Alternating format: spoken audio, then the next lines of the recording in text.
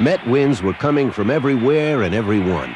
But undoubtedly, the most consistent part of the team in '86 was its pitching. The Mets had 4 amazing starters, 2 of whom threw the ball as hard as anyone in the league, and 2 others who specialized in a pitch that was hard to hit. Good fastball blows Sandberg right out of it. Oh, that rising fastball got him. Got him with the split finger fastball. And again, Ojeda took something off. The surprise of the group was Ojeda, whose 18 wins topped what came to be known as the best staff in the league. He was very consistent through the whole season. I mean, he never really had 2 bad games in a row. I can't hardly remember a bad game from him. Maybe he had 2 all year. But he has been as dominating a pitcher as a Dwight Gooden or Ron Darling or a Sid Fernandez. And another strikeout for Ojeda, who has struck out 4 of his first 5 batters.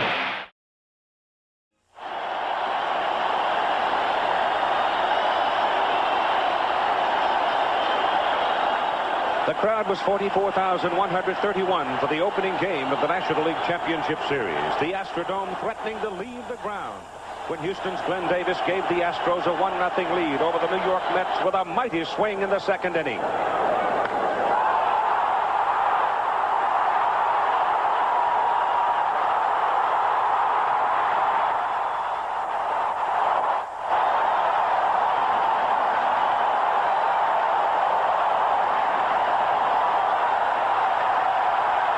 It was a 1-run lead that would last the game as the Astros right-hander Mike Scott started a string of strikeouts that would eventually total 14.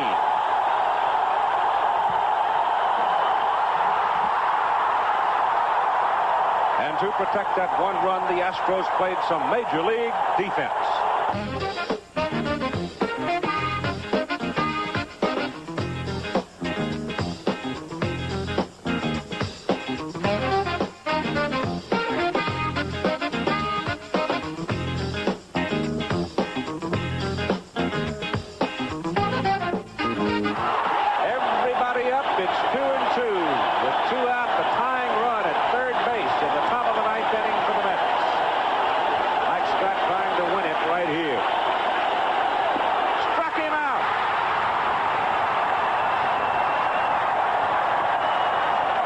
Strikeout 14.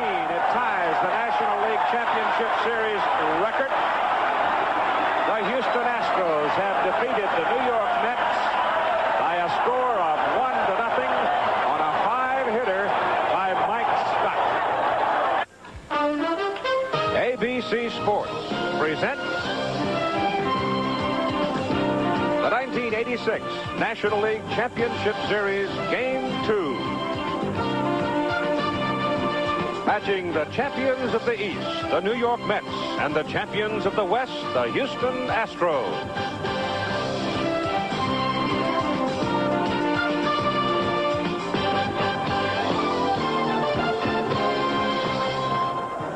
Well, after last night's dramatic victory, the city of Houston is in a fever. Getting a seat in the Astrodome is one of the toughest tickets of the year. And these partisan fans are determined to be as supportive of their Astros as are the Mets faithful in New York. Hello again, everybody. I'm Keith Jackson. And defense was so prominent in last night's ball game. We expected pitching to be prominent, but I guess you really can't have superior pitching without superior defense, and we got a double dose of both last night. But to that point, let's now turn to Tim McCarver and talk about tonight's pitching matchups, and I think these are 2 quality fellows. Well, last night, of course, good defense did accompany fine pitching, and both clubs, Keith, hope that happens again tonight. Bobby Ojeda on the mound for the New York Mets, and what an acquisition he was. 18-5 over the course of the year, second in the league in ERA with a 2.57, second to Mike Scott, who won last night's ball game. And, of course, what can you say about Nolan Ryan? 4,277 strikeouts lifetime. He's 12-8 this year. However, he was 9-2 in the second half of the season, and that was after he went on the DL, the disabled list, for 2 times. The first times that he went on the DL in his marvelous Major League career. But he's rested. That's the point. He is rested and throwing BBs. He's also one of those guys that remembers 1980. 1980 was not a very good year for Nolan Ryan. The rancher from Alvin had just come into Houston, and he was on the mound when they had a chance to win it all and then lost it to the Phillies. You know, I look back on it, I guess the hardest year I ever had as a professional athlete was 1980 when I came to the Houston Astros as a free agent and having at that time the highest salary paid to a baseball player. And getting so close to the World Series, which was a goal of mine when I came there, and falling short, I guess that year probably because of the publicity that went with the contract, the pressure I felt to perform well. I didn't have the kind of year that I'd wanted to have. And then getting so close and looking like we were going and not make it. I think in my memory, and to me, that was the toughest year I've spent. I'll bet you one thing that this soft-talking, hard-throwing Texan has not forgotten. That he let opportunity get away in 1980. One of the memorable plays of the decade will be recounted for you in just a moment. Now let's have some fun for just a couple of minutes. Let's go back to 1980 when Houston was playing Philadelphia in the championship series. It was Game 4 on a Saturday afternoon.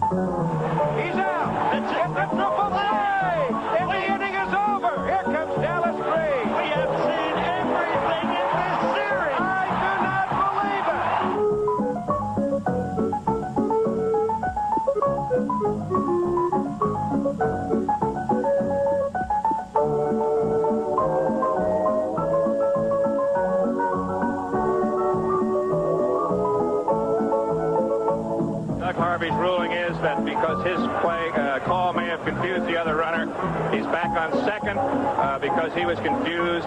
They made no play on him at the time. So there's a man on second and 2 outs.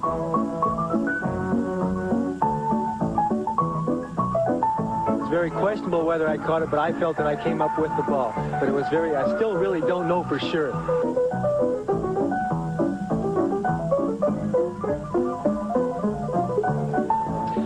And the man most involved in that moment, plate umpire, the veteran Doug Harvey. Doug, surely that had to be one of the most complicated moments you've had in your career. I would have to say so, Keith, but you have to remember, too, that, you know, complications, that makes the umpire, and how the umpire rules upon these things is what his reputation is built on. And I just look at all of it. Hey, it's a great time out here, and it's a marvelous children's game being played by grown men, and I get a kick out of all of it, Keith, and that was one of the exciting ones. And it was kind of interesting because when I first walked out, I had to ask my fellow umpire to catch the thing. And first of all, to start out, I looked through from behind home plate, and Big McBride was on second base, 15 feet off, looking at me. I just put my hands down. I put him in motion. I said, heck, let him go. I'll figure out something to do with him. Looked up, Manny Trio was almost a second. And I still don't know whether the guys caught the ball or not. So I walked over and asked him, did he catch the ball? And he said he caught it. I said, it's a double play, put him back. And Bill Verdon come running out of the dugout. And I looked over and I said, Billy, I said, I think you're going to get the better of this anyway. Why don't you give me a minute with the bull? And here come Dallas Green running out of the other dugout. So I took on Dallas first. I figured that was going to be the tougher one.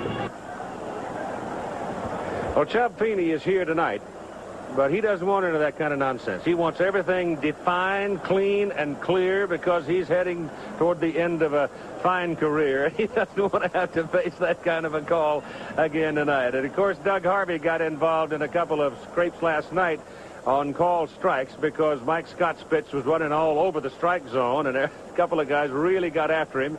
But, as he said, when you come to the ballpark in this business, you can just plan on expecting the unexpected. And I'm sure we'll have something like that occurring tonight. And who knows, the way this championship series has started, we're undoubtedly going to have some new memories that we can have and hold for years to come. Game number 2 of the National League Championship Series coming right up.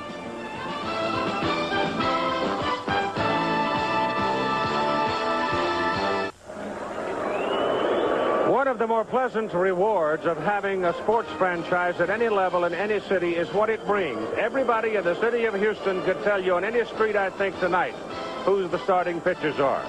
This town is wound up and ready for Game 2.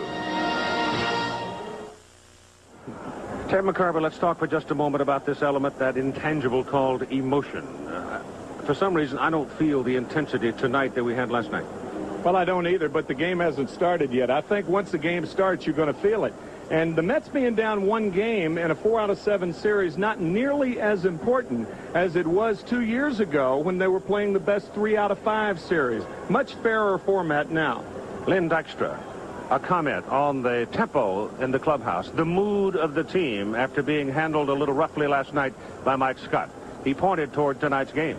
Well, I don't think it was too bad. You know, I remember talking to a former Pirate in spring training telling me what Chuck Tanner said after they lost a couple in a row the year they won it. And they usually turned the music on and danced around after they won every ball game or lost every ball game. In the playoffs, the radio wasn't off when they lost. And Tanner walked in and said, hey, turn that radio back on. We're not changing a thing here. And that's what I thought of when we walked in that clubhouse last night. You know, the mood's good in there. You know, that's 1 game. We got out of the split. We go back to New York. We'll be fine. Seems the attitude of the team as they were warming up tonight. Everything's going to be fine. But right now, the crowd coming to its feet for our national anthem, sung by Barry Craig. Oh, say, can you see by the dawn's early light what so proudly we hailed at the twilight's last gleaming, whose broad stripes and bright stars through the perilous fight o'er the ramparts we watched were so gallantly streaming, and the Rockies' red glare, the bombs bursting gave proof through the night that our flag was still there. Oh, say does that star-spangled banner yet wave o'er the land of the free and the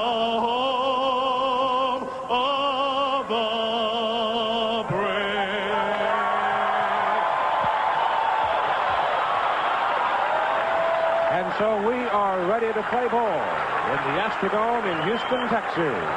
Game number 2, the 1986 National League Championship Series.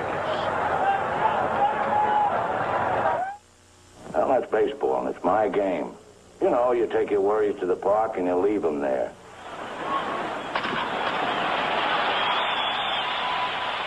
You yell like crazy for your guys. Good for your lungs. The hot dog of the game beats roast beef at the Ritz. See your own national game beautifully played. Let's all go out to the ball game as often as we can get away next season. For my dough, that's living. The preceding message was furnished by Major League Baseball. Now the batting order for the visiting team, the New York Mets. Lynn Dykstra, center field, leads off 0 for 3 last night. Wally Backman batting second at second base, 0 for 4 last night. Keith Hernandez, 1 for 4, playing first base, hitting third. Gary Carter batting cleanup, catching, 0 for 4, 3 strikeouts. Darryl Strawberry batting in the number 5 spot, right fielder, 1 for 4 last night. Mookie Wilson, 0 for 4, left field, hitting 6. Batting number 7, Ray Knight, the former Astro, 0 for 4 last night. And batting 8th, Rafael Santana, the shortstop. He was 1 for 3 with Bob Ojeda on the mound for the Mets. Defensively for these Houston Astros now, as we look around in the outer defense, you've got the same people who were there last night, Cruz, Hatcher, and Bass. Inside, you've got a couple of changes. It's on the left-hand side there. Phil Garner will go at third base tonight. He is a right-handed batter, and Dickie Thon will be at shortstop tonight. Right side the same, Bill Doran and Glenn Davis. Behind the plate, Alan Ashby. And on the mound, the Express. You need a wagon to haul his personal records around from his career in Major League Baseball, Nolan Ryan. And when he was a sophomore in high school, the scouts were hanging around saying, "Kid, you got a Major League fastball." Well, he was 6'2", 150 pounds then, tall and lanky and made out of Texas leather, and he grew up to be bigger and stronger and throw even harder. And he is literally a walking legend out there in the center of the infield. And here's a little guy from California named Len Dykstra, who's a gamer. You heard his comments just a moment ago about how his team felt after last night's game and how they feel about coming into tonight's second game. And here we go, with Bud Harrelson coaching at third and Bill Robinson at first. Lee Wire is back at the plate calling the balls and strikes tonight. And the first pitch is high, ball 1. Nolan Ryan with a fastball around 95 miles an hour. A remarkable study in consistency. Foul back, 1-1. 330 down the lines, 378 in the alleys, and 400 straight away here at the Astrodome in Houston. And of course, in case somehow you don't know, we do play indoors in this city, and it is oftentimes a blessing because of capricious weather in this part of the country. A 1-1 count on Dykstra. Up the bat handle, puts it on the ground. Ryan handles it well and throws him out.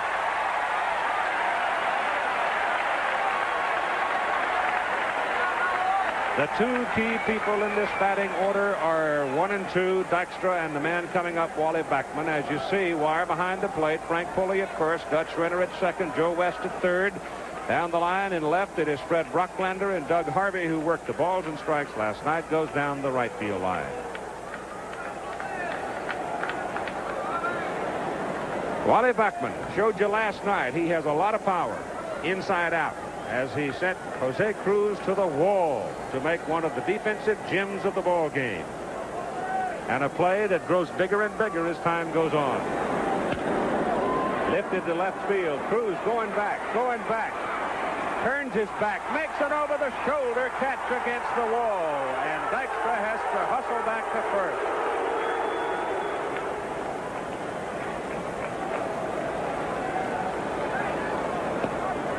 Breaking pitch misses inside from Ryan. There were several great defensive plays in last night's ball game, and Jose Cruz playing left field, probably the biggest one, but Glenn Davis, his save of the ground ball in the hole in the 8th inning, the other key play for Houston.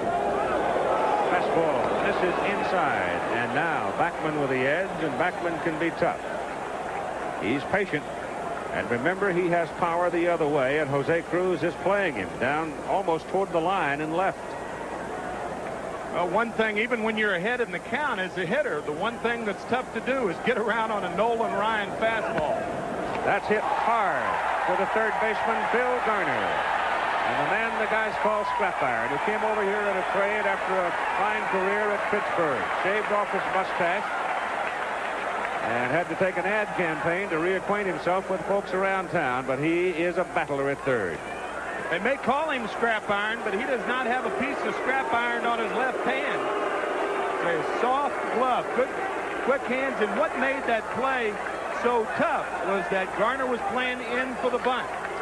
Keith Hernandez getting a little greeting from the crowd here in the Astrodome. He's been one of those who thinks that Mike Scott scuffs the ball for one. And he did have a little temper tantrum last night after looking at a strike he didn't like. Ryan starts it with a breaking pitch for strike one. I'll tell you, scuff may be the base word for scuffle because that's what the Mets did last night. If Scott did scuff it, the Mets certainly scuffled. One of the premier players in the major leagues right now, Keith Hernandez, and he got a little handle pop out to the left side for Dickie Fahn. And Nolan Ryan gets him easily in the top half of the first inning of game number 2. So 3 up and 3 down for the Mets. No score, and the Astros are coming up. Billy Hatcher leads off, playing center field, 0 for 3 last night. Batting second, Bill Doran, second baseman, 0 for 4. Phil Garner is at third base, hitting a number 3 spot, 265 on the season. The big man for Houston is Glenn Davis. He had a home run last night to win it. Hits in the cleanup spot, obviously. Kevin Bass batting 5th, playing right field, 2 for 4 last night with a double. Jose Cruz in left field, 1 for 3 last night, hitting in number 6 spot. And Alan Ashby, the catcher, bats 7th, 1 for 2 last night. With a new shortstop in this game, Dickie Fahn, coming off the season with a batting average of 248. And the pitcher, Nolan Ryan. Outer defense. In fact, the Mets lineup is the same with the exception of the pitcher, Wilson, Dexter, Strawberry. Around the infield, Hernandez at first, Backman second, Santana at short, Knight at third, and Carter back at the plate. Ojeda, who lives out in Visalia, California, all kinds of stories on mispronouncing his name, but I think he's grown to accept the regional mispronunciations of all names. Early on in his career, a lot of people thought perhaps he was Japanese. Well, obviously he's not. He's Spanish, and the literal pronunciation would be Ojeda. But for the general public, I think, and including the New York Mets faithful, it's been Ojeda all the years since he's been there. The last 2 years. And you may mispronounce his name, but you can't mispronounce the numbers he's thrown up this year. 18 and 5, acquired from the Boston Red Sox last year when he was 9 and 11. Billy Hatcher stands in. This is a left-hander that can show you a half dozen different speeds, and he'll change off and change, but he does have a quality fastball, and he shows it right there on the outside corner for a called strike.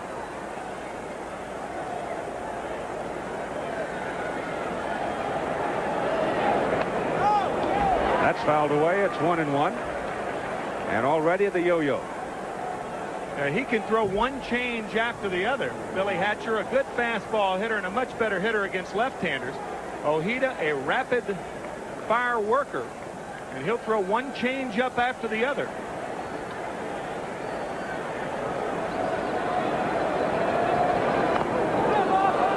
Well, that ball was curling inside, and Hatcher didn't get away from it in time, so he picks it off, and it's strike 2.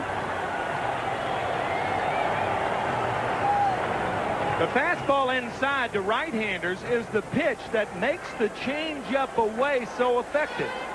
If you continue to throw that pitch, then right-handers have a tendency to lean out over the plate. That keeps them from leaning. This one is down in the dirt, bouncing away. Lee Wire, like Doug Harvey, who worked behind the plate last night, is a tall man. That sometimes can impact the precise location of the strike zone. Foul, right side out of play. Lee is one of the veterans. He's been at it since 61. Ojeda to Hatcher.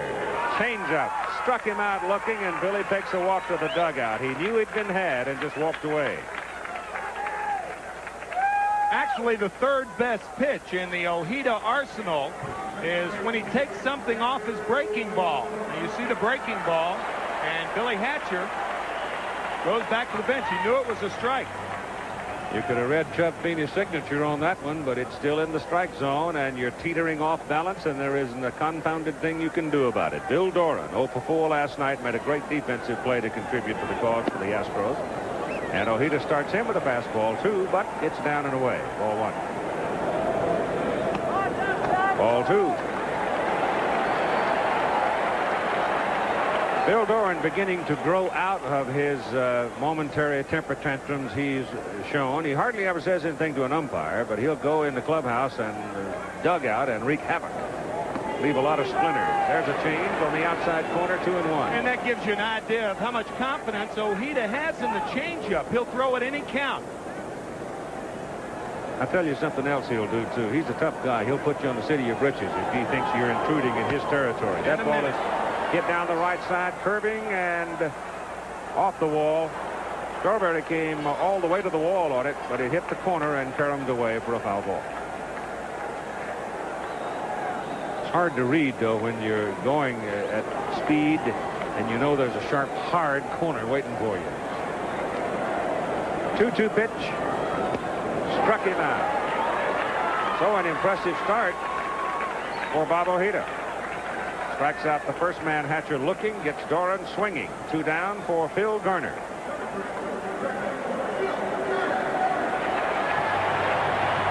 Crowd here in Houston, quiet.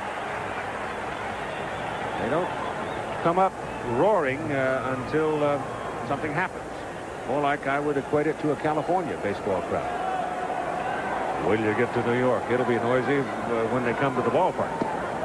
That pitch is low to Garner.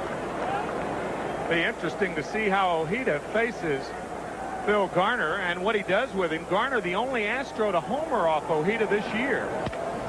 Sound like a broken bat ground ball to Santana, who one-hands it and loops it across in the dirt. But Hernandez wanted the best at that first corner. Pulls it out of the dirt for out number 3. So both teams go quietly in their first at bat. After 1, there is no score. Nolan Ryan, a blazing fastball fame, has a new offering, a new tool this year, one that runs down in the way Alan Ashby comments. In the past, Nolan Ryan hasn't been too proud to say that when anybody said to him, that was a good sinker, that really was the one thing that would always make Nolan mad. He wanted to throw that hard riding fastball. But this year he's worked throwing with the seams on the ball a little bit to try to get ground balls from the left-handers and occasionally a strikeout on it also. So it's become a pitch he has become quite a bit better with this year. Comment of the Astros catcher, Alan Ashby. Now, Gary Carter steps in to face Nolan Ryan, to be followed by Darryl Strawberry and Mookie Wilson. Gary, a frustrating night last night against Mike Scott, struck out 3 times and went 0 for 4. And Ryan's first pitch is down and away for ball 1. You see that Carter on the season was a big gun for New York. Swings and misses at the high hardwood.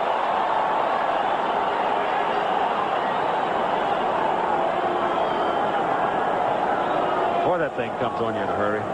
You just can't believe it. If you were just to walk out there and stand for a couple of minutes and let Ryan throw the ball, your appreciation of people getting base hits off of him would soar.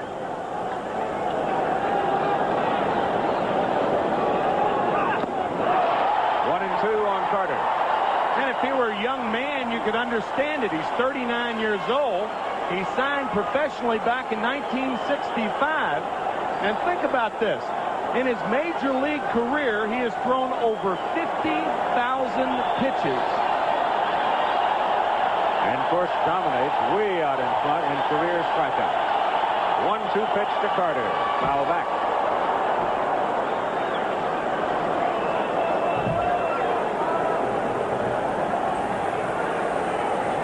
Gary grew up in Fullerton, California, started his career with Montreal, the Expos, and then came over to the Mets. The 4-player trade that sent Hubie Brooks to the Montreal Expos, Mike Fitzgerald, a good trade for both clubs. Also, Herm Winningham and Floyd Yeomans, who struck out 202 this year. And Lee Wire almost did not allow Gary Carter to call timeout. Gary almost called it too late.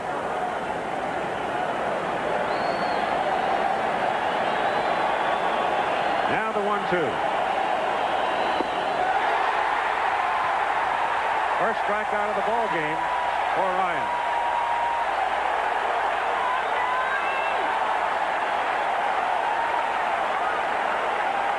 That is the 4th time in 5 at-bats that Carter has gone down on strikes.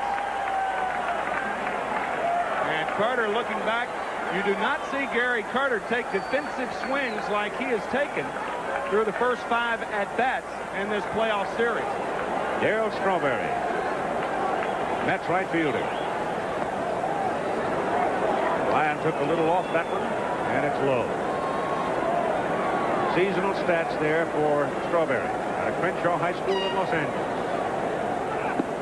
There's the heater, and it's 1-1. Matchup between the two. I would say Nolan's got him waving and swinging and thinking, huh? Thinking may be the hardest part of it all because you don't have time. It has to be almost instinctive for the man who throws the ball this hard. Same as it is with Dwight Gooden and Mike Scott and all of the power pitchers. Yeah, you cannot sit on the breaking ball, as you see Davy Johnson sitting on the top step along with Mel Stottlemyre. You can't sit on the breaking ball, not get it, and expect to hit the fastball. Strikes out the first two swinging in the second inning. Mookie Wilson now scheduled, but look what happens to you. You're so primed, you commit, and you take a cut at a pitch that's in the dirt. Well, I think over 50% of all swinging strikeouts are on balls, and I think that's going to become epidemic in the coming years with the split finger fastball. You're right. Mookie was 0 for 4 last night. And Ryan nails him with a strike to start him.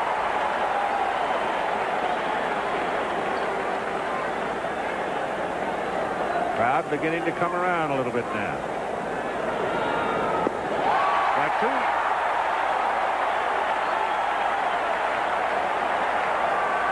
I'll tell you this. If Ryan is able to pitch at this pace and be this economical about it, he'll go 90 easy. There's no limit of 100 pitches on him in tonight's game.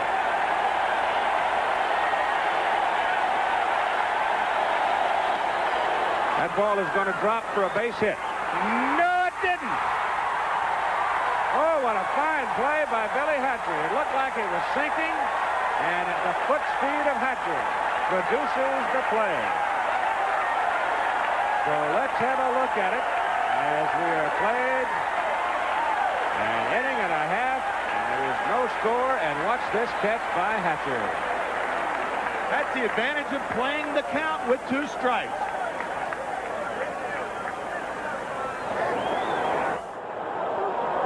Mike Scott in the dugout with his teammates watching tonight said he felt pretty good after last night's 125-pitch 5-hitter. First batter up for the Astros, Glenn Davis, the power man. First pitch, he bounces it back to Ojeda, who throws him out, and 4 in a row for the Astros. Here's that catch by Billy Hatcher one more time to close out the top of the second. And when I talked about playing the count, good center fielders with 2 strikes on the hitter will shade the hitter the other way, maybe 2 steps, because the hitter becomes a defensive hitter then, and that's what Hatcher did, and that's why he was able to make the catch. Kevin Bass jumps on the first pitch, so the Astros not showing much patience right now in the second time around against Ojeda. You've really got to make Ojeda jam you if you're a right-handed hitter, because his bread and butter is on the outside corner, and he can thread it all day long. That changeup does have a little bit of a screwball motion to it. Fastball is high. The power side for Kevin Bass is the right side. He had most of his power production from the right side in the course of the season. Switch hitter. One thing, he had 324 from that side, but he had 13 home runs from the right side. And that ball is well hit, but I think it's going to hook foul, and it did. Not by a whole lot, though. I'll tell you what, before this series is over, Kevin Bass is going to do the Sammy Davis Jr. imitation for all of us. I'll tell you that. I was talking to him before the game. I said, will you go on camera and do the Sammy Davis Jr. imitation? He said, I like your shoes. If you give me your shoes. I said, I'll give you my shoes if you do the Sammy Davis imitation. So my shoes for that. That's fouled away to the right side. Well, he almost volunteered. He does a routine on me, too. Yeah, he does. He started to do it last night, and then I think he backed off. He's a very funny man. 1-2 count on Kevin Bass, the Astros right fielder. He punches that one to the right side out of play. He was signed by Milwaukee in 1977, just after he turned 18. 5 years bumping around in the minors. And he had a hard time going into place with Milwaukee because of guys like Ogilvy, Gorman Thomas, Charlie Moore. They were all up with the big club having good years, and it just wasn't in place for Kevin to play. And his big break came in the trade that brought him to Houston. Change up is drilled up the alley. It's going through, goes to the wall. Bass on his way to second. And he stands with a double, his second double of the series.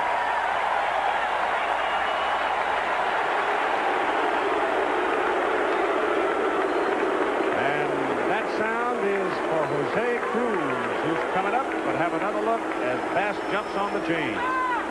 Well, see, he did get fooled on the pitch. The front part of the body went forward, but the hand stayed back.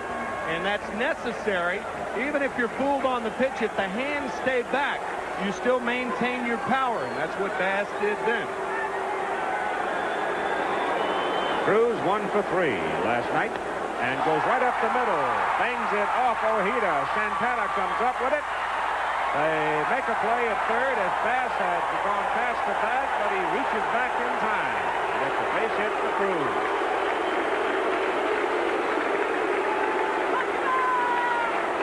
And they quickly, Keith Hernandez quickly goes to the mound to check on the condition of his pitcher, which seems to be all right. Yeah, it appears to be all right. He did get the glove on it. It hit the back of the thumb. Santana, who had broken toward the middle, his only play at third base, he alertly goes to third, but just as alertly, Bass diving back.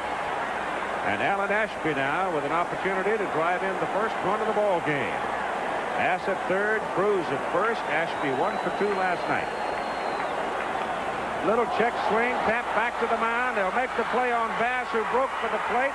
Ojeda coming down, tags him, and rolls around on the ground, but he's all right. So Ojeda is in the heat of the battle here, isn't he? He made the play himself, and that may have been the only play he had. However, Kevin Bass, you're trained as, if you're on third with a runner at first, you're trained to come home on a ball on the ground. However, you must use your own judgment on a high chopper like this. So Bass runs into an out. Now, I'm not saying that Ashby wouldn't have been out at first base had Bass not tried to score, but instead of first and second, the Astros would have had second and third. Cruz at second now. Ashby at first on the fielder's choice, and Dickie Thon is the hitter. So the old expression that sometimes comes to haunt you, running yourself into an out. That's what Kevin Bass did right there. That ball is foul right side. I guess the only thing would have been, was he close enough to home plate? Yep. To go into that slide initially. I have seen a couple of times fellas go into a slide and stop short. You're looking at one of them that's done that several times. No more, however. 2 strikes on Thon. Strike call. Thon's gone. Side retired. Astros strand 2. And after 2 complete innings of play in game number 2 of the National League Championship Series, there is no score as Bob Ojeda gets his 3rd strikeout of the ball game. It'll be the bottom third of the order now for the New York Mets as we move rather quickly into the game. Top of the 3rd inning, Ray Knight, Rafael Santana, and Bob Ojeda. Nolan Ryan against the Mets in the 1986 season was 0-3, and his earned run average was high, 5.16. But the Mets, of course, didn't face him in the second half of the season when he was 9-2. That's the big difference. He is throwing the ball extremely well right now. Ray Knight, who was hitless in the opening game last night, is at the plate. And a breaking pitch is just inside for ball 1. Hot one, fouled amongst the cameramen on the right side. Ray Knight, another one of those who was constantly badgered about the fact that the Mets had not engaged him in conversation about renewing his contract. He just hung on and hung in and played well and been a prime figure in their success. That was close. 2-1. As a matter of fact, Ray feels that his performance in the National League Championship Series and possibly the World Series, if it's a good performance, then the Mets will be more inclined to sign him for next year. Now back 2-2. Good reasoning.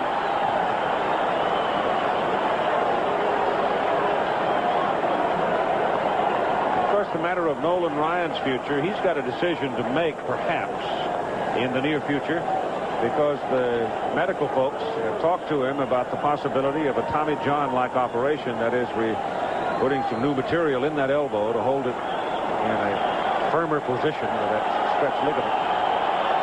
But other doctors, some have said, let's do it. Some have said, just take some rest. And Nolan says, I'll think about it. Swing and a miss. So Ryan now, 3 strikeouts in the ball game. Obviously, the doctors who have suggested the operation have never had a bat in their hands to face Nolan Ryan. That is really strange that they would suggest he have that operation throwing the way he's throwing the ball. Well, and it also amplifies the argument of just giving it some rest. Santana, the Mets shortstop, is up there, and the breaking pitch is up around the bill of the cap. Good cut, but there's nothing there for him, and it's 1-1. The foul back out of play. At 2-2, he's up the bat handle just a bit. Swings and misses, striking out. 4 for Ryan.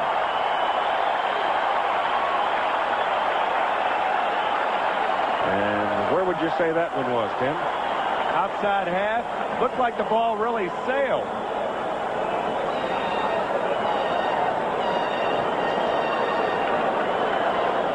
Got some giddy up on it, I'll tell you that.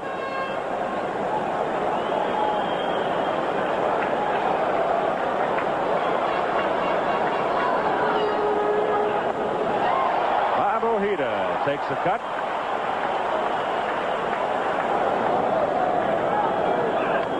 Foul back. I'll tell you one thing, the big fella Ojeda takes his hacks, doesn't he? And a 1-2 pitch. Swung on and missed. Ryan has struck out the side. He has 5 in the ball game, and so he blows the Mets down in order. And after 2.5 innings of play under the dome, there is no score.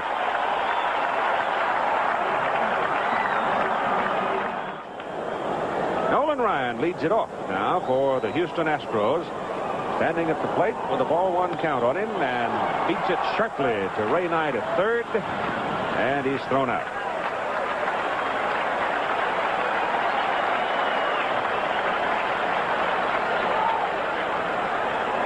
This is where we're working, how we see the ball game here, and it's very comfortable. Certainly easier from up here. Yes, it is. I've found that out over the last 6 years. Second time around now as Billy Hatcher comes up the top of the order, with Bill Doran moving to the on-deck circle against Bob Ojeda.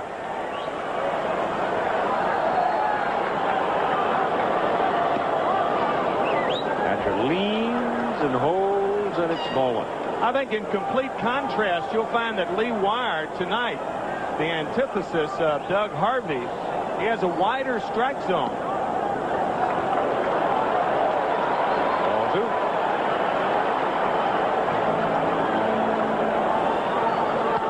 Shut up the middle base hit. Astros now have 3 off Ojeda, and you've got speed on first base. Tough guy at the plate in Doran.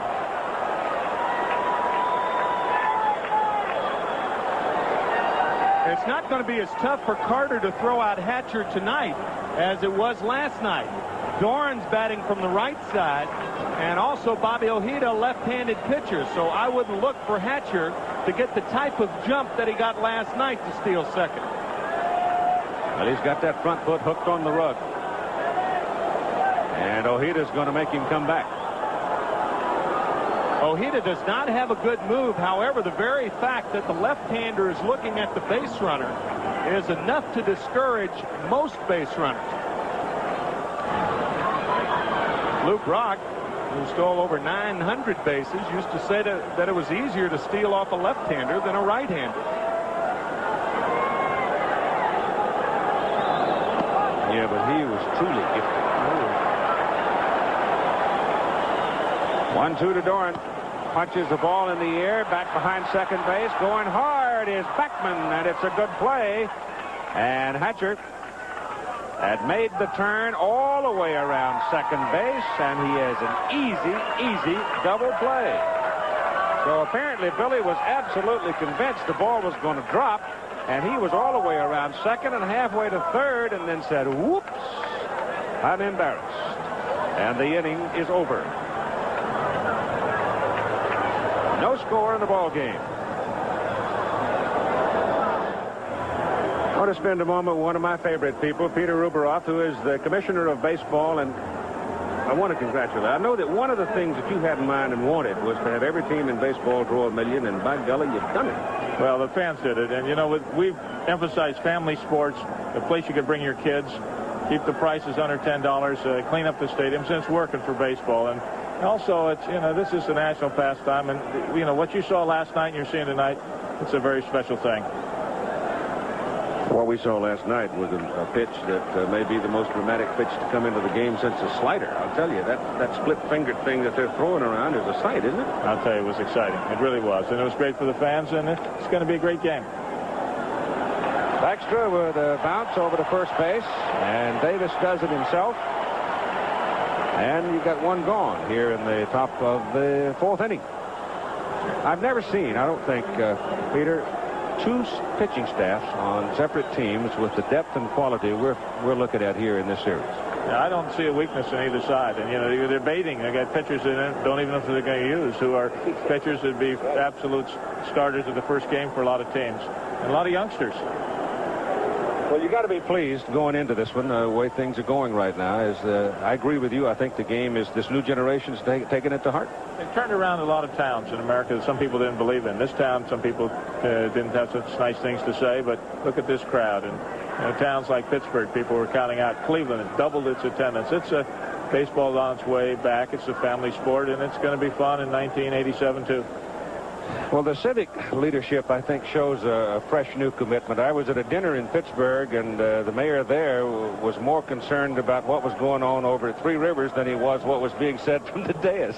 He's a good mayor, Mayor Caligari, and that's what I like to hear. And that's part of the reason he helped keep the team there, and put a new group together. And they're a young team. Last place this year, they'll be good ahead in the years to come. Between these two teams, Tim and I have both been talking about the sense that there is a new rivalry building here. I think when you go into 1987 and the Astros and the Mets get together, there's going to be a whole fresh bite to that rivalry. These folks aren't going to forget each other. They know each other, and the fans on both ends have... there we go. Up the middle, bouncing into center field. Base hit for Wally Buckman. And so now the Mets have finally broken through against Nolan Ryan, who remains a marvel at 39 years of age, doesn't he? He's a nice man. Listen, I'll let you go. And to both of you, it's exciting to... last night I couldn't be in either park, and it was great to listen to you and watch you. It made the game enjoyable, so thanks to both of you. Nice to see you. Take care. Best of luck. Ryan had retired 10 in a row until Wally Buckman broke through against him. And Wally now is on first base. And always fun to visit with Peter. I've known him a long time, and he's a fine man. He's doing a heck of a job as a baseball commissioner. Ryan comes to Keith Hernandez. Hernandez popped up to the shortstop his first time, and Ryan burns that fastball in for a called strike. Blackman bounces off Hernandez. Downtown swing, and it's strike two. Well, Nolan Ryan does have a fair move to first base, but like all power pitchers, he kicks that leg high with a man on first. That's what he just missed. The National League record for retiring people to start a game. And he had 10. Vida Blue with 11 holds the league championship record.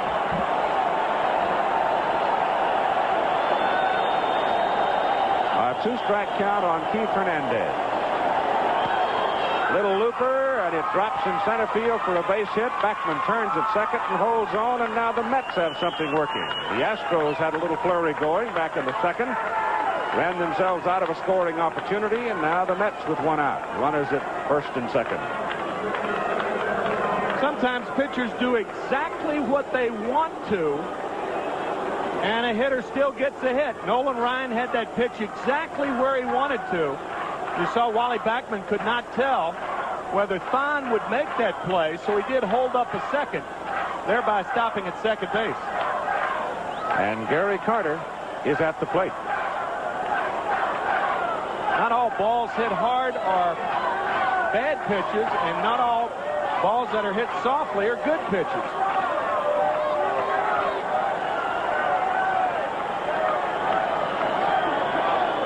Runners bounce off, and a breaking pitch is low and away to Carter. I tell you, the way this thing is going, Tim, 2 runs would look like a pretty good-sized mountain, wouldn't it? 1 run has been scored so far in 12 1/3 innings. High fly ball lifted out into the right center field, and it is off the wall for extra bases. Bass plays the ricochet. Backman heading for the plate. Throw is loose in the infield, and the New York Mets have taken the lead. It is a double for Carter.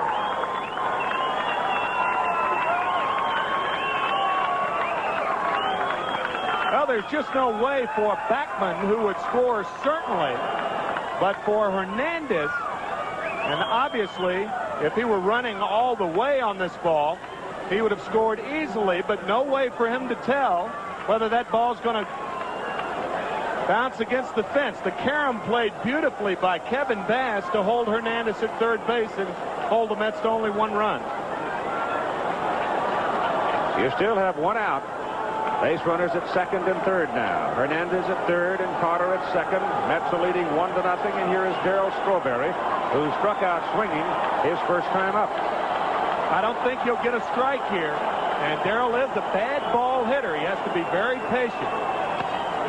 That ball is hit to left for Jose Cruz, who has to go back to get it. That gets Hernandez home, and the Mets will lead it 2-0. 2 down now. And Keith, again, Nolan Ryan did what he wanted to do. He threw the ball out of the strike zone, but Strawberry just tomahawked that high fastball to drive in Hernandez. And the batter is Mookie Wilson. Ray Knight swinging the bat in the on-deck circle with 2 down and 1 on. Carter at second. Hernandez having scored. That ball is hit out into the left side, and Cruz, a fine running catch to retire the side. So Jose Cruz had him played perfectly. If he'd been back another 3 steps, he might have had trouble making the catch, but he got him. But the New York Mets break through at the top of the 4th inning and take the lead, 2-0. The 1-0 pitch on the way. This ball hit into right center field. It's deep right center. It might be extra bases. It is off of the wall. Backman held at second. Now coming around. He comes on in. The throw gets away in the infield, but it is knocked down, and it does not roll far enough away for Hernandez to come in as he holds at third base.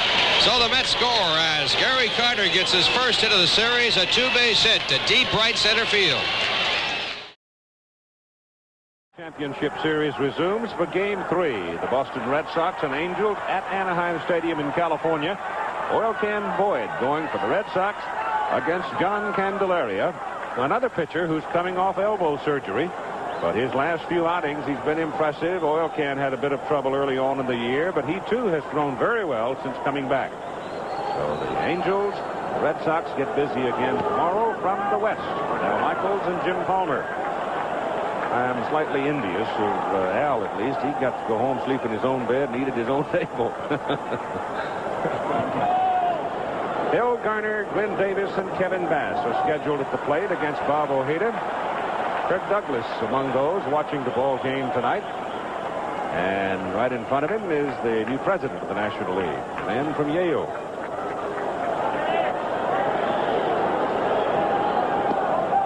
No official capacity as yet. Until Seth Green steps aside at first of the year.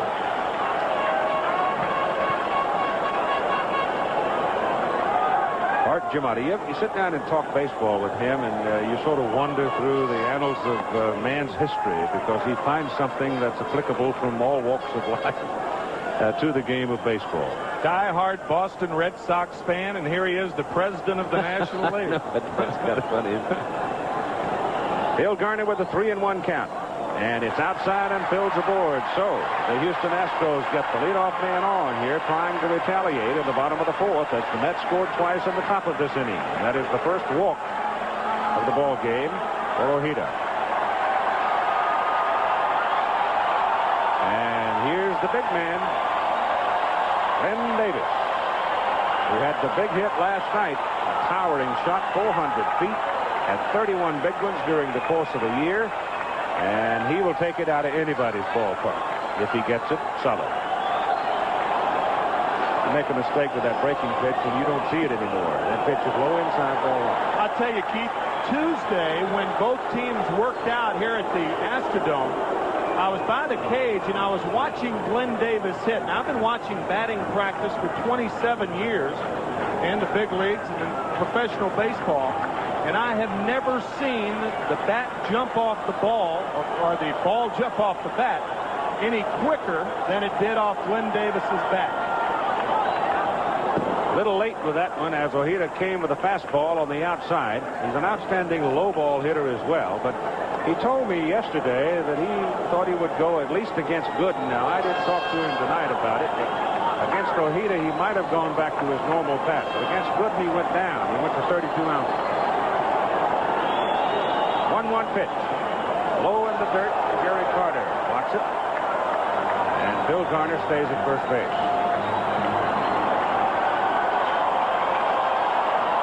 This is really not that tough a play for a catcher, because on the off-speed pitch, you are looking for that ball, anticipating it in the dirt. So even though it was a short hop, not as difficult to play as it would appear. That's a bouncer. Ray Knight at third. And he got the good bounce coming off the dirt at third base and made the play. Garner is at second.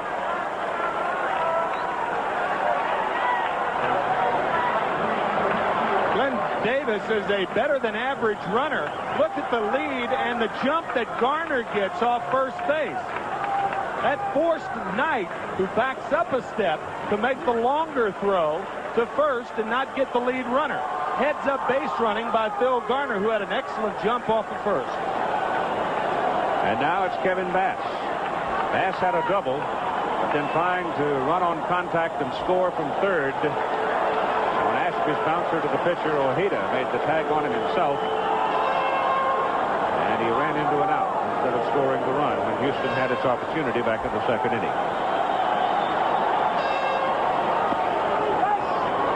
Changing speeds, and it's in there for a strike to make it 2-1. There's Tammy Ojeda. Twice. It looks like she's competing. She's excited. Well, why not? Certainly understandable. You bet. Sounds like he broke his bat. A roller at third. Knight on the move. Throws too late. Beat it out.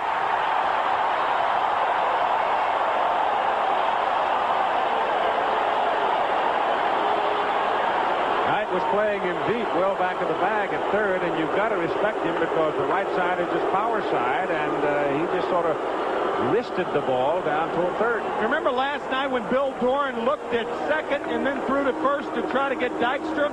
That's what Ray Knight does here. He looks Garner back, and then by the time he recovers, the throw's too late. I think had he made the throw without looking to second, possibly he may have gotten fast. Jose Cruz singled his first time. Off the pitcher.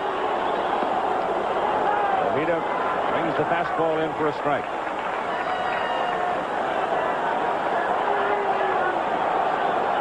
Runners at first and second. Garner at second, Bass at first. Astros have 4 hits, but no runs. Mets have 3 hits. They have 2 runs. Big swing and a miss on a slow curveball.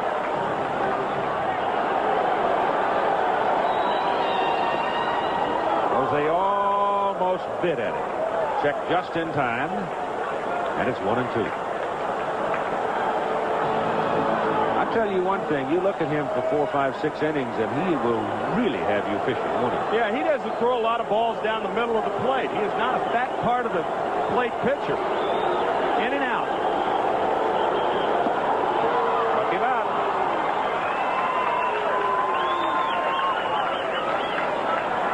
That's 2 down for Alan Ashby. And I would imagine Alan will be hacking a little harder this time. He had a hesitant swing, a very tentative swing the last time that resulted in Houston losing its scoring opportunity.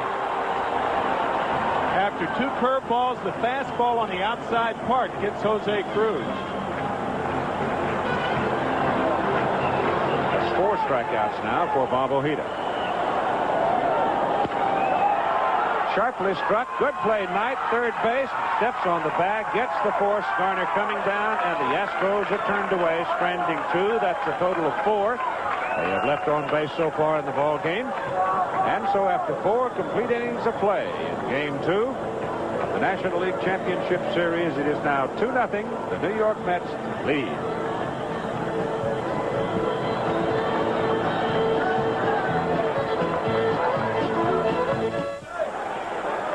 The New York Mets, like the Houston Astros, came into being in 1962. Well, in 1964, the New York Mets, leadership of William Shea, got the new stadium in Flushing, New York. It was quite a sight, still is for that matter. And then, lo and behold, Ken Johnson pitches a no-hitter and loses. And the echoes of Casey's famous comment of 1962, don't nobody know how to play this game. Strike 1. Nolan Ryan starting against Ray Knight, Rafael Santana, and then Bob Ojeda. Inside, 1-1. Ken Johnson, the only losing no-hitter, but the Astros have 8 no-hitters since 1962. That's more than any other club in the major leagues. Strike 2 on Ray Knight. It's called by Lee Wire, the plate umpire. Well, no, California is second with no-hitters, but 4 of theirs were pitched for the man out in the mound, Nolan Ryan. And 1 with the Astros. As a matter of fact, Alan Ashby caught that game. And he's caught, what, 3 no-hitters? Uh-huh.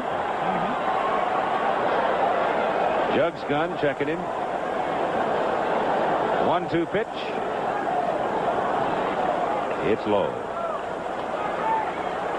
This gun, they tell me, is very slow. 82 miles an hour. I don't think Nolan Ryan can throw the ball 82 miles an hour. Even on his breaking ball. No. Look at that beach ball. I'll tell you, there is a beach ball in the stands, and that belongs on a big beach. That's the biggest beach. That's a Texas beach ball right there. 2 balls and 2 strikes to Ray Knight. High pop-up. Second baseman Bill Doran drifts back, and in short right field makes the catch. Well, maybe they did something to the Jugs gun. I don't know, but that one showed 95 miles an hour. Knight popped it up. Now Rafael Santana coming up. He was the 4th strikeout victim of Ryan in tonight's ball game. Loop to right, base hit. Kevin Bass plays it on a hop and quickly back. And Santana is aboard with the 4th hit of the game off Nolan Ryan.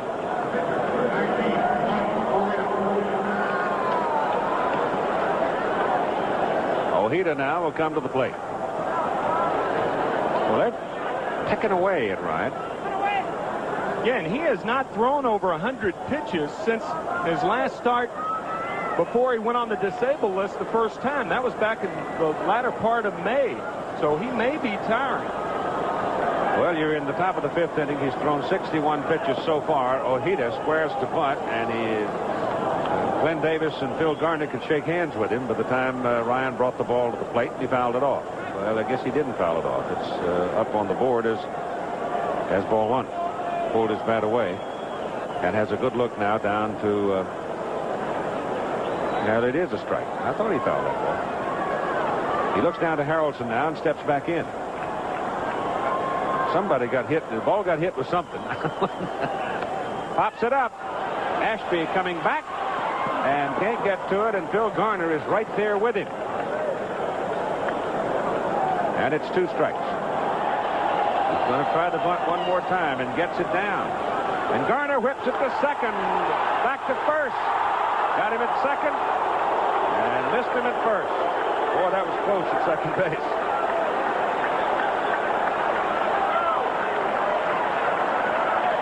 Well, the artificial surface presents such a problem for guys who are trying to get the ball down. Look how close Garner is. Close enough to shake hands. It was a close play at second base. Santana is out, and the throw to first, not in time to get Ojeda. And Dykstra comes to the plate. Lynn is 0 for 2. Well, they made the Mets pitcher. He had to run hard to first. He was involved, if you remember, in a couple of hurried, rolling around on the ground type plays back in the 2nd inning. And he's out on the base pass having run hard, and Dykstra lofts one high and deep to right, but well fouled.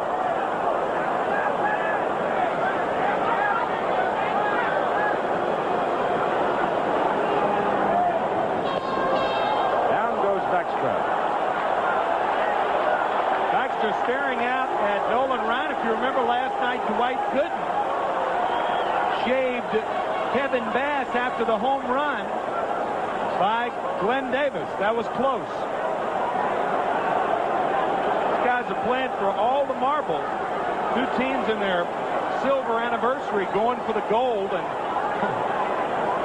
what a picnic out there.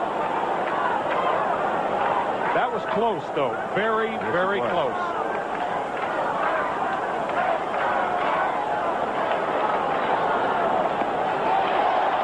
Breaking pitch on the outside corner after having decked in to make it 1 and 2. Tell you, a hitter's greatest delight after being knocked down like that is to get a line drive back through the middle. Try to get even that way. That's really the only defense you have.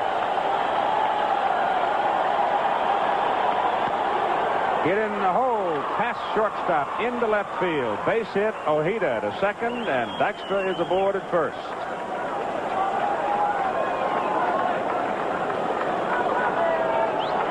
A good curveball by Ryan, and a little punch shot by Dykstra. See, he was fully extended, but he did have the bat back, which gave him the authority to hit the ball sharply the other way. And now Wally Backman at the plate. 1 for 2 and scored the first run to the New York Mets in tonight's ball game. Mets are leading 2-0 and batting in the top of the 5th inning. And with 2 out, they've got a threat building here with Ojeda the pitcher, the lead runner at second, and Dykstra on at first. The pitch is low.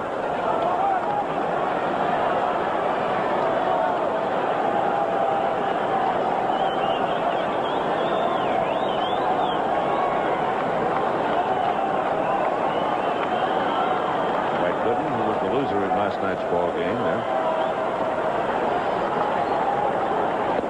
That pitch is high.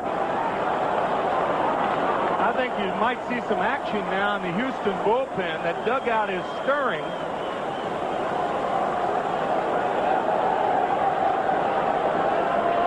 And here they go.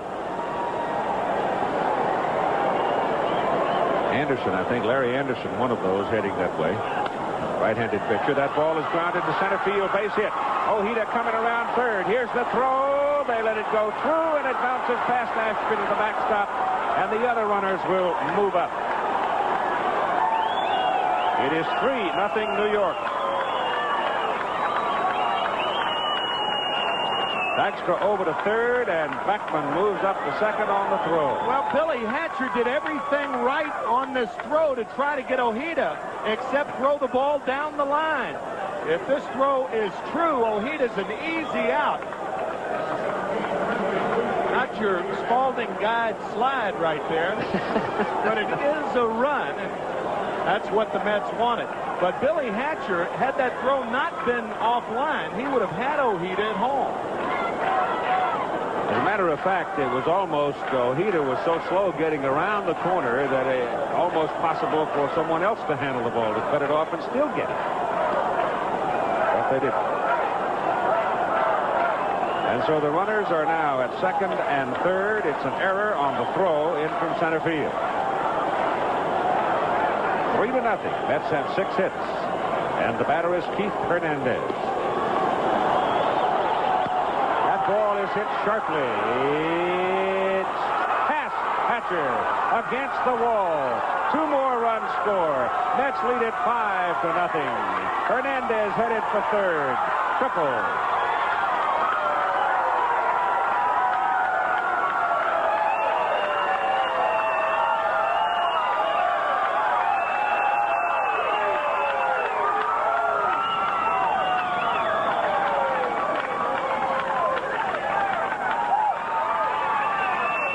A bit of gloom now settles over the Houston Astros dugout. That's only the second triple of the year for Keith Hernandez, and the reason he got that triple was because of the dive by Billy Hatcher, giving a valiant effort trying to catch that ball. He had Hernandez played a little bit toward left center because Ryan is still throwing the ball. Well, Hernandez with a triple. And Gary Carter now steps in, and Ryan bends him away with a pitch that's up high and inside. Ryan score in the game now 5-7-0 for the Mets, 0-4-1 for the Houston Astros. Houston won it last night 1-0 on a 5-hitter by Mike Scott. That ball is hit in the air to center field, but playable and right at Hatcher. And Hatcher makes the catch to retire the side. But it is a big inning for the New York Mets as they add 2 more runs to their total. And now in the middle of the 5th, lead the Astros 5-0. Time still called as Keith gets back in the batter's box, measures out home plate, and now Ryan sets up. First pitch is lined to right center field. It'll be extra base hit just on by the diving Hatcher. 2 runs to score. Hernandez on his way to third. And the throw to third base does not come off as Hernandez triples the drive in 2 more. And the Mets breaking through here against Nolan Ryan as they lead by a score of 5-0. Dickie Thon, shortstop for the Astros, to lead it off in the bottom of the 5th. Let's go back to April 1984. Mike Torres, New York Mets pitching. Thon at bat here in this ballpark. This is what happened. Hit in the left temple, fracture, eyesight gone temporarily, long period of rehabilitation, double vision, pain, tough little guy, struggled with it, fought his way back to almost a full-time playing job with the Houston Astros. And remarkable, really, that a man could come back from that kind of an injury and be as efficient and totally recovered as Dickie Thon now seems to be. He did have mild problems with his left eye earlier in the year. As a matter of fact, he was on the disabled list with that problem in his left eye. It appears to be back to normal after that shattering blow. That was a scary sight. And he fouls that away. And the count now is 2 balls and 2 strikes. As Bob Ojeda working with a 4-hitter right now and a 5-0 lead. Pankovic is in the on-deck circle now and will bat for Nolan Ryan. So Nola's gone as far as he's going to go in this ball game, and Jim Pankovic is going to hit for him as Thon loops one to left field, and it drops in for a base hit.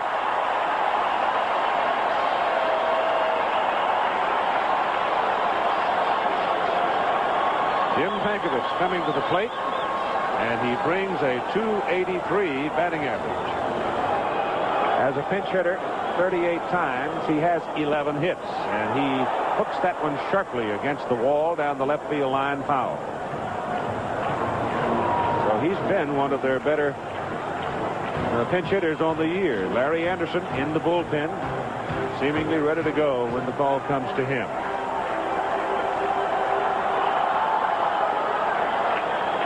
Of course, the Astros, I'm sure as many of you know, had the best pinch hitting average in the National League, right at .280. And the Mets, on the other hand, with as remarkable a year as they had the worst, not the worst average, but they drove in fewer RBIs, as their pinch hitters drove in only 24 this year, and their pinch hitters batted .212. And Pankovic swings and misses on a breaking pitch from Ojeda, and the count on him now is 1 ball and 2 strikes. Well, Pankovic strikes out and is the 5th strikeout victim for Ojeda tonight. You've got 1 down, and we'll go to the top of the order for Billy Hatcher.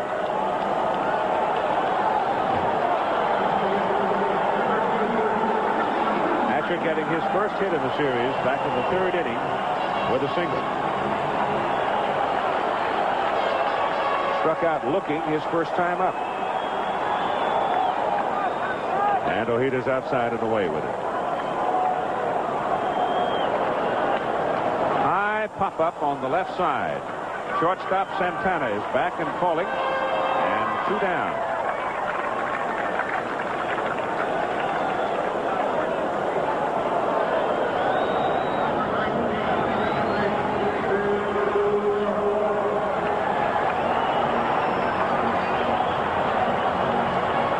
Bill Doran. Ball sharply hit. Knight flags at it. Can't get it. Going down toward the corner. Wilson in a hurry. Whips it back in. Dive at third base. Back over to second. Nothing there. And some daring base running by Dickie Fine puts a runner in scoring position for Houston. It really was daring, especially when you're down by 5 runs. But by going to third, he allowed Doran to go to second. When Wilson gets to this ball, his play is to second base to try to keep Doran at first. But Mookie elects to go to third, and Fine is in there, and he allows Doran to move to second.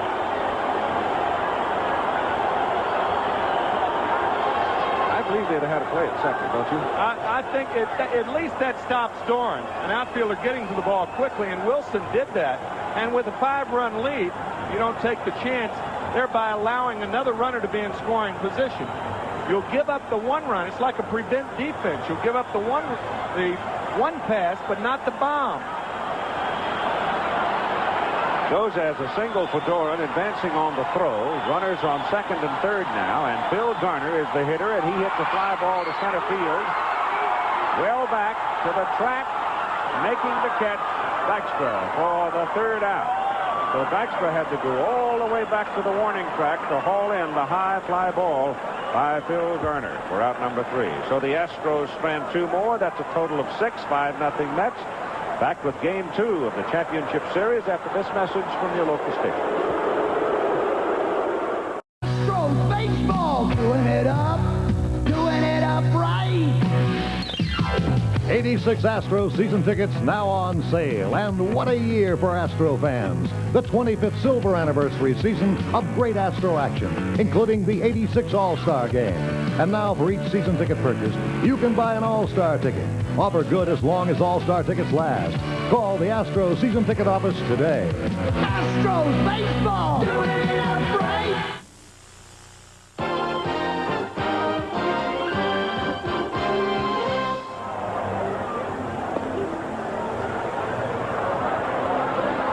The line score in the ball game to this point as we go to the top of the 6th. The New York Mets 5-7-0. The Houston Astros 0-6-1. Nolan Ryan has departed after 5 innings of play. 7 hits, 5 runs, all earned. Walked nobody and struck out 5. And Larry Anderson is on, a right-hander. Made 38 appearances, most of them in middle relief for Houston during the course of the season. Larry was released by the Philadelphia Phillies May 13th after making 10 appearances for the Phillies this year. And he did a good job for Houston. lives in Redmond, Washington, and that pitch by Strawberry is fouled off his foot. He also lives inside with that slider on left-handed hitters. He will go in. Some pitchers have a slot that they like to work, the slot being in on left-handers away to right-handers, and that's Larry Anderson's slot. Darryl Strawberry in tonight's ball game, a sacrifice fly and struck out swinging. He'll be followed by Mookie Wilson and Ray Knight. That ball is hit hard to right, but at Bass, who had played him well, and Kevin makes the catch for out number 1.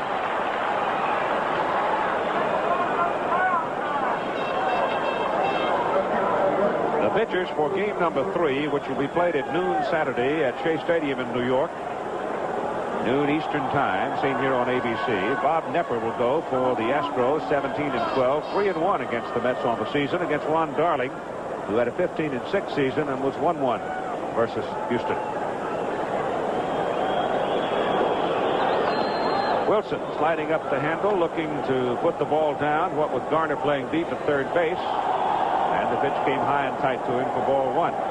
Game number 4, which will be Sunday night at 8 o'clock Eastern Time. We still are not certain that Mike Scott will come back for Houston because they haven't made that commitment. There's Ron Darling, native son of Hawaii. Pitches inside to Wilson. Mookie Wilson's another fellow that's had some luck this year and also had to go through some pain because in spring training he shattered his glasses and had some internal bleeding. He was in bed for a week. He couldn't even move. They just kept him dead still so that he would not put any pressure on the injured eye. So Mookie lucky in many ways that he was able to shake that off and come back to a fine season. And then when Mookie did come back, Lynn Dykstra had his job. George Foster was the left fielder. And not until the Mets released George Foster in early August did Mookie Wilson win the left field spot. He has handled it remarkably well. Class act. Bouncing ball to Davis at first base. Backs up. Pitcher Anderson covers, and they get him. 2 down. In many ways, I think, as you take another roam around the dome, Director Craig Jenoff giving you a look at the spacious house. Ray Knight comes to the plate. Thing about Anderson, like I think perhaps Bobby Darwin of Houston, that first time around they're tough. And that's all he wants from him is one time around. First time through the lineup and only one time through the lineup and one time through the league. Ray Knight swings and misses on a pitch that snaps off the outside corner. That by no means is meant to say that once Larry Anderson goes through the league, he'll be ineffective. But they're more effective. They haven't seen a lot of them. Just low. Ray Knight 0 for 2 on the night. Loops that one into center field and has his first base hit of the series. Sort of cued that one out there.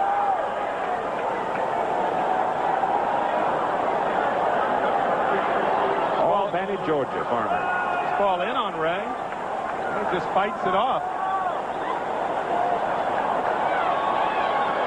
And Rafael Santana comes to the plate now. Mets have had sole possession of first place in the National League East. As of April 23, they went 20 games over 500 after just 42 games. And their longest losing streak was 4. But despite the 108 wins, despite everything else, pitch to Santana, tries to bunt it and misses. You got to win in postseason play in order to be ranked among the great teams of your time.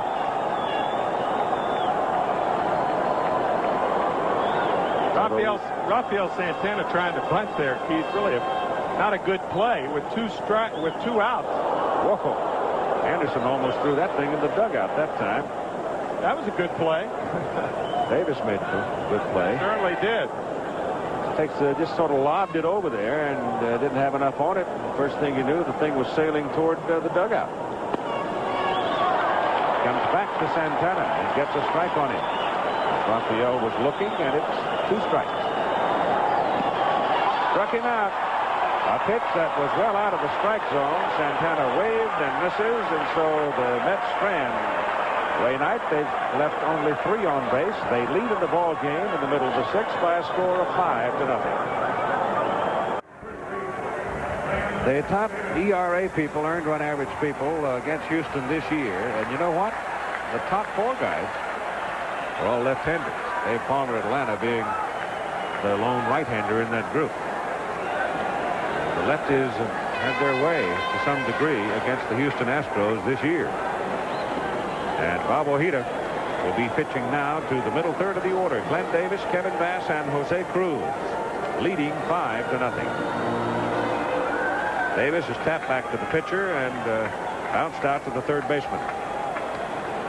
Looped into right center field and in there for a base hit. And so for the 3rd inning in a row, the Astros have their leadoff man aboard.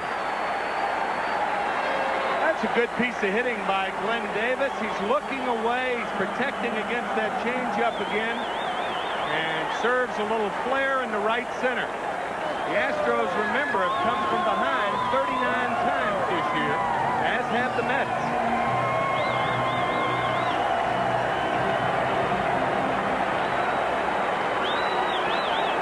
Houston won 24 games this year in their last at-bat.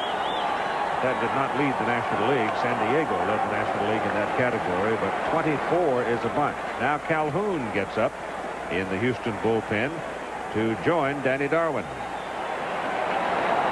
Jeff Calhoun is a left-hander, big fella, 6'2", 190.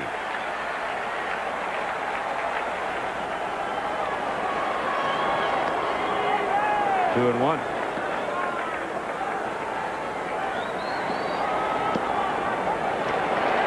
Looks like now the Houston people have come up to the plate and they are determined to make Ojeda put the ball in the strike zone.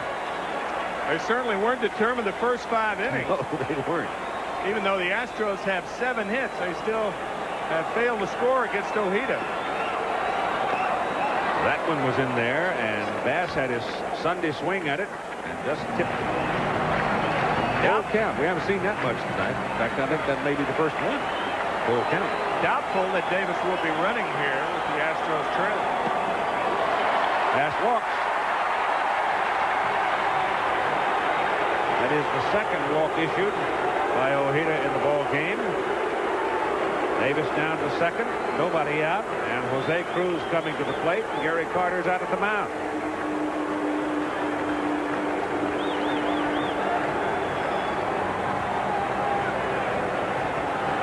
Cruz singled his first time to the left side, struck out swinging second time. You can see that Bob has been stingy when it counted. Got to be a little stingy to win 18 and lose from the 5. Outside corner.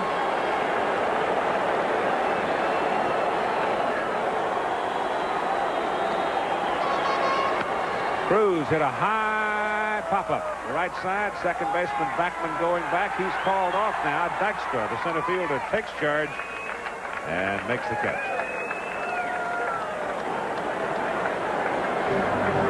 Runners are Bass at first, Davis at second. Dykstra had a long way to come for this ball, but because of the hang time, he makes the catch easily. And it's his privilege to call everybody off. Center fielder. Alan Ashby is in there. A couple of fielders' choices in his at-bats. And that tells you something real quick. They're making a play at a base. Somebody else when he's hit the ball. The only real opportunity for the Astros to score with less than 2 out back in the second inning, even though they had runners at second and third, but 2 were out in the 5th. They had runners at first and third and only 1 out in the second inning, and Bass was tagged out at home plate. And Ashby now is trying to be patient, as was Bass. Kevin just hung in there and waited and waited and waited and finally worked him for a walk. And it's 2 balls and no strikes. Bouncing ball to the shortstop. Over to second. They've got a runner coming down from first, Bass. And that's all they can get, but it'll go for the second out.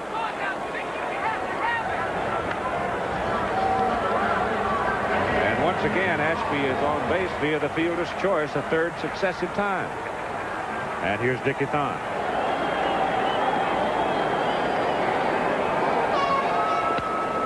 Thon hits the ball to the right side. Strawberry drifting over easily. One-hands it, and the side is retired. So Houston strands 2 more. That's a total of 8 in the ball game, and they've got a problem. They trail after 6-5 to nothing. Miami Hurricanes, Vinny Testaverde, who had such a brilliant game against Oklahoma and thrust himself to the fore in the Heisman hunt, will be going to Morgantown, West Virginia, against the Mountaineers of Don Nehlen on Saturday. You in the East will see that in the South. Well, the rest of you will be watching Oklahoma, Texas, in their annual fracas at the Cotton Bowl in Dallas. 3 o'clock. Nancy Lopez and her father Domingo among those watching the ball game tonight. Nancy came back to the golf tour this year and played well. First tournament. Said she felt like her feet were going to fall off, but her worst round, I think, was 71. So that's not too bad. No surprise that Nancy has great camera presence. Nice lady. Yes, she is.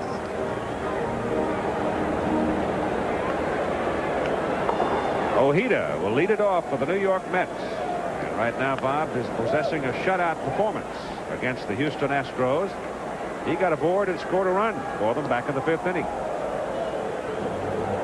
And Danny Darwin is out in relief now of Anderson in the 7th inning. Anderson 1, 1, and 1. No, that's not. That's Anderson still out there. I'm looking at this. Somebody else's scorecard.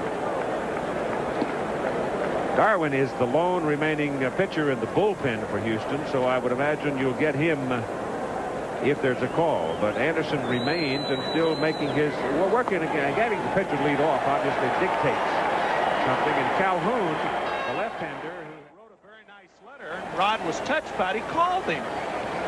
And Lynn, the next time he went to Anaheim Stadium, the Big A, Davis fields at first and does it himself, and Dykes was retired, second out of the inning. And when Lynn was at the Big A the next time,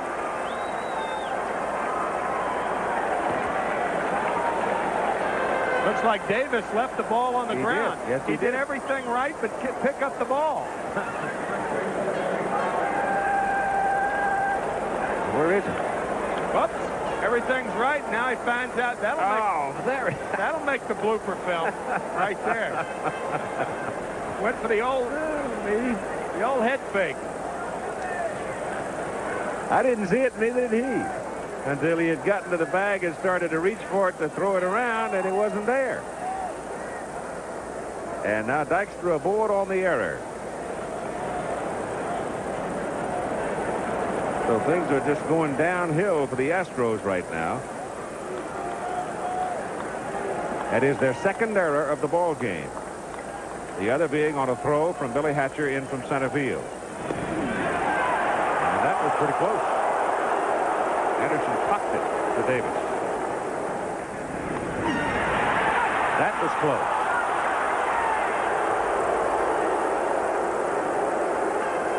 Was also close to a balk by Larry Anderson. You got to step toward first.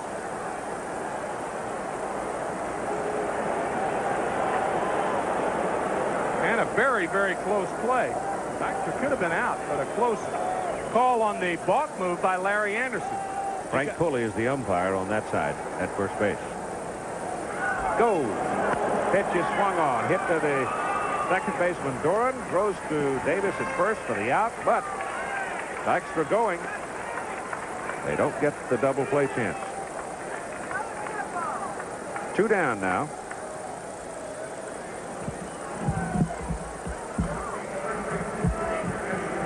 And the batter is Hernandez. And they're going to put him on first. So the free pass to Hernandez intentionally at first base with Dykstra up at second and 2 out. And Anderson then will work to Gary Carter. That ball is well hit. Hatcher moves over quickly and hauls it down, and the side is retired. So in the middle of the stretch inning, the 7th, The New York Mets very much in control, leading by a score of 5-0. It gets awesome as you go along, because the Mets, leading after 7 innings over the year, won 90-0 streak. That tells you something about their bullpen. We're going to have Terry Poole coming up now as a pinch hitter. 28 trips to the plate, has 8 hits, and Terry Poole was one of the stars of the 1980 series here against Philadelphia. But he was hurt and then hurt again. And Kevin Bass just getting better and better and better and better, and he's in right field, and Terry will come up as a pinch hitter. Native son of Canada. He has won more games this year than in any other professional season. His high coming in 15 back in Winter Haven, Florida in 1979. Poole sharply to right field. Base hit. Single as Strawberry is up with it quickly. And so once again, Houston has the leadoff man aboard. That's 1, 2, 3, 4 successive innings. They've had their leadoff man aboard, and they haven't been able to do anything with him. And Hernandez couldn't do anything with that ball. It was hit too sharply. It stayed down. Terry Poole now 11 for his last 20 in League Championship Series play. And Billy Hatcher with a single and 3 trips at the plate. Bouncing ball, shortstop Santana. Second, they've got 1. First, no. Hatcher with good speed. He is on at first, but they retire that lead runner Poole at second base.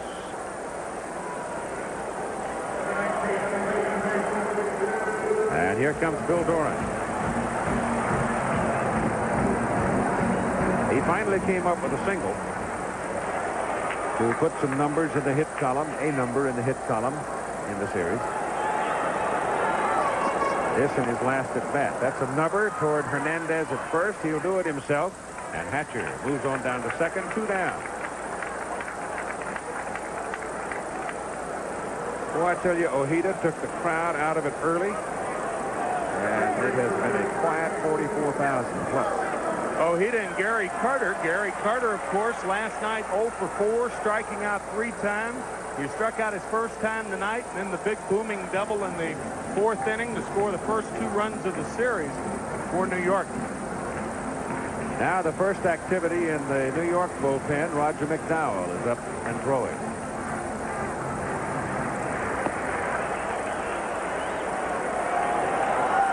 Houston batting in the bottom of the 7th inning. Garner stings it to right center. Here's Houston's first run of the ball game as Hatcher comes around from second to score.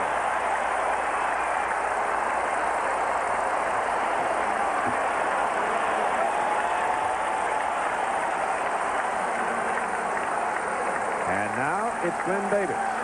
Phil Garner's first hit of the series, a first pitch fastball, and he goes with it and hits it to right center field. Hatcher scoring easily.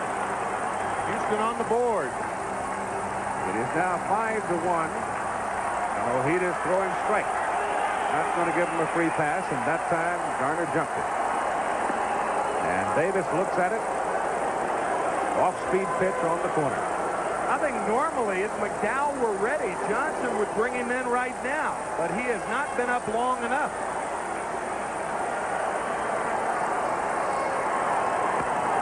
Davis hits it sharply to the shortstop Santana. They get the lead runner coming down, and though Backman had a little trouble holding the ball, and Garner questioned as to whether or not he did hold it, apparently he did, and Garner is called out. And so we've played 7 innings in game number 2 of the National League Championship Series, and the New York Mets sitting on a 5-1 lead. And we'll be back after this message from your local stations. IBM presents You Make the Call. A batter bunts a ball directly up the first baseline. But look, while he's running to the right of the foul line, the ball hits him. Is the batter out? You make the call. If a batted ball hits a batter when he's running in foul territory, the ball is dead, but the batter is not out. If you said so, then you made the right call. The hitters will release that top hand and swing one-handed and hit a ball a long way. But when you flail at it one-handedly, as Strawberry did on that screwball, that's what you don't like to see. That's the difference in being fooled and really airing one out. So Mookie Wilson has broken his drought. Ray Knight broke his in his last at bat with a single. One out, and Mookie's going and gone. Easy. Pitch was way outside. Ashby had no chance. He knocked it down, and out of the corner of his eye, watched Wilson fly into second base. Ought to put Knight aboard now with first base open. And pitch to Santana.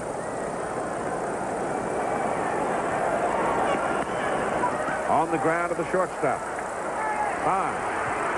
Doran turns it around, and they don't get him at first base. Santana with good speed.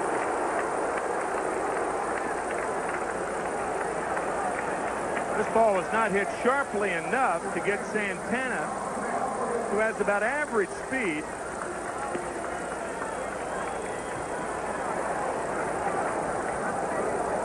Nice try on the takeout slide by Knight, but Santana just beats the throw to first. And Mookie Wilson is over at third base now with two out. And Ojeda at the plate.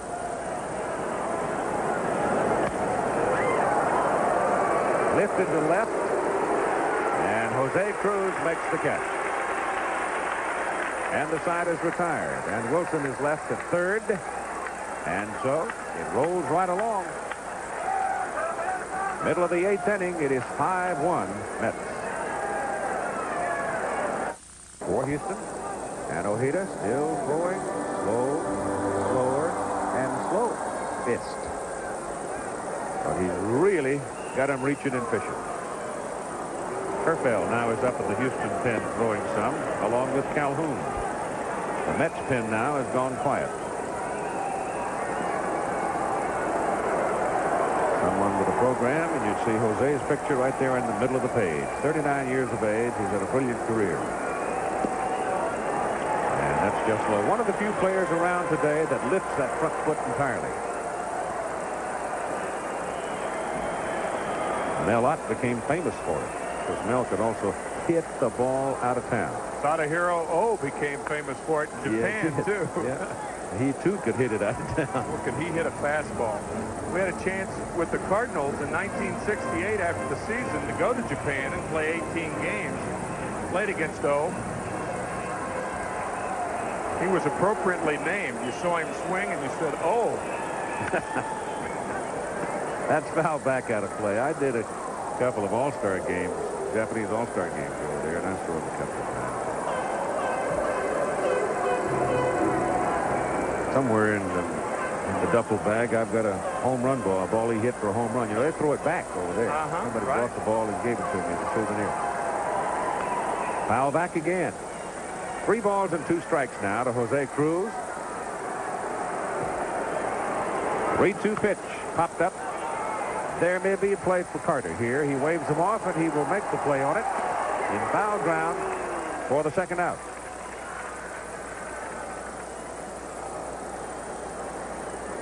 The pitchers for the Saturday game: Bob Neffer, the left-hander, with a fine season, 17-12, and Ron Darling, native son of Hawaii, who came out of Yale to the major leagues with a 15-6 record on the year. It'll be a left-hander and a right-hander. And Bob Neffer 3-1 against the Mets this year. Pitched very, very effectively against New York. He was really very strong in the first half of the season and had a hard time winning his 10th game, but he finally got it. And Ashby looks at a slow change that's up. Swing and a miss.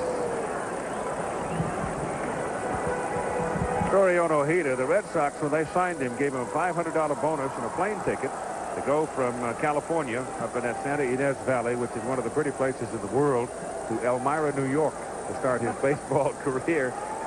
So with the bonus, he went out and bought himself a new pair of shoes and a suit, and took off. Said he wanted to look nice, and He can afford a lot of suits right now and a lot of shoes as he fields that little bouncer back to the mound and throws him out and retires the Houston Astros in order in the bottom of the 8th inning. So we are headed for the top of the 9th with the Mets leading by a score of 5-1. That because people get up and leave early because they want to beat the traffic. The only problem is 20,000 of them are leaving right now. The ones that stay technically beat the traffic. That's right. Len Dykstra, the top of the order, with Wally Backman and Keith Hernandez to follow, and Aurelio Lopez stays on the mound for the Houston Astros. The Mets leading 5-1, and unless Houston comes up with some big thunder and lightning in the bottom of the 9th inning, they're going to go back to New York 1-1. And give me your opinion of that, Tim. Well, obviously, it's an advantage for the Mets. I think the Mets wanted to come down here and win at least one game. They were going against the 2 best pitchers, arguably the 2 best pitchers in the National League. Base hit for Dykstra. Ball goes through the gap, goes to the wall, and Dykstra's at second base with a double. So when you're facing Scott and Ryan in a 2-game stint, you really want to win at least one ball game. Naturally, both clubs. I mean, the playoffs is one rationalization after the other. If you go home down by 2 games, you say, well, now we're playing in our home park. If you go home even, you say that's what we wanted to do. And the Astros are probably saying the same thing. With that line drive that went to the wall by Dykstra, Calhoun and Kerfeld are back up in the Houston bullpen.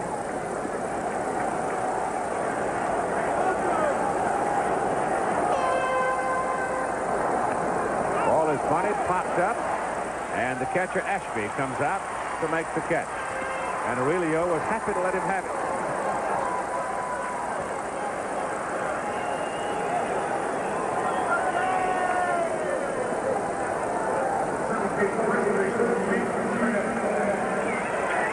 With one down, Dykstra at second base. Rick Aguilera is throwing in the New York pen, but he too is just getting some work. I don't think there's any premise for him to make an appearance in the game, and they're going to put Keith Hernandez on first base intentionally. It'll be the 2nd successive time they've walked him intentionally. Hernandez now goes to first base with 1 out. Setting up your, again, double play possibility. And Hal Lanier's coming out of the bullpen, and he wants Charlie Kerfeld with Gary Carter coming to the plate. The big right-hander from Carson City, Nevada, comes jogging toward the mound. The blithe spirit of the Houston Astros. That's gentle. He's a character. But I'll tell you this. He can throw the high hard one. We'll be back after this commercial message and a word from your local station. Dickie Thon will lead off for the Astros. Davey Lopes will hit for the pitcher. And then you'll have Billy Hatcher.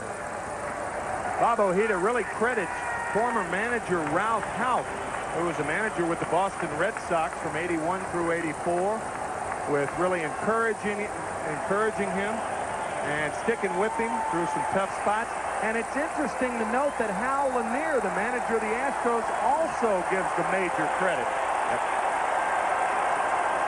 Thon takes low. It's amazing.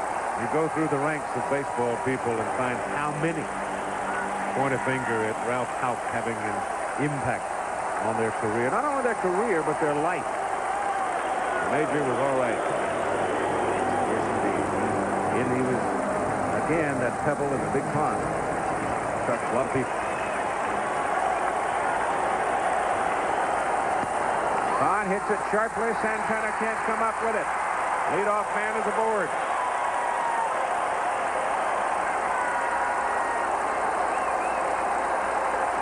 So the crowd remaining takes heart to that, and Davey Lopes will come up.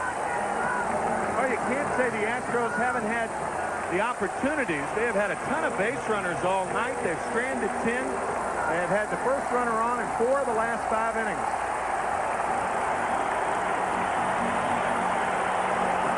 They have been dramatic. They won 24 total in the last at bat.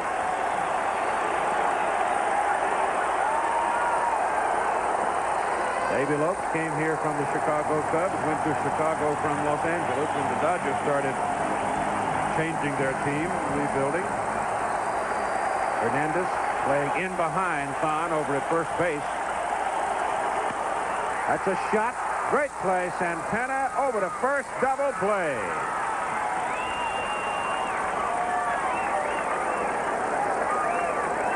Now you see why he's out there with a .218 batting average. With that kind of glove. Yeah, I forgot Oakland in Davey Lopes drafted, didn't it? Well, Dickie Thon just frozen at first base. He doesn't know whether this ball is going to be caught in the air. A nice backhanded pickup by Santana. On the artificial surface, those short hops are not nearly as difficult as on natural grass. And Billy Hatcher now is the last man with 2 down, and the base is empty for the Astros.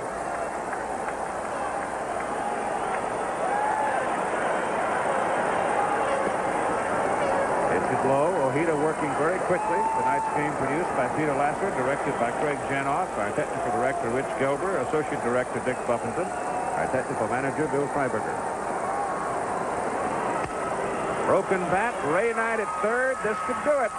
Game's over. And the New York Mets have evened the series at 1-1 with Bob Ojeda, the dominant figure in tonight's ball game.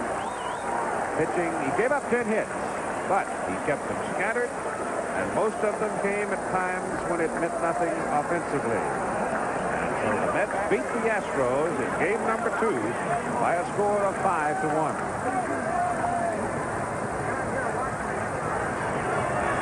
So they head for game 3 in New York on Saturday, all even.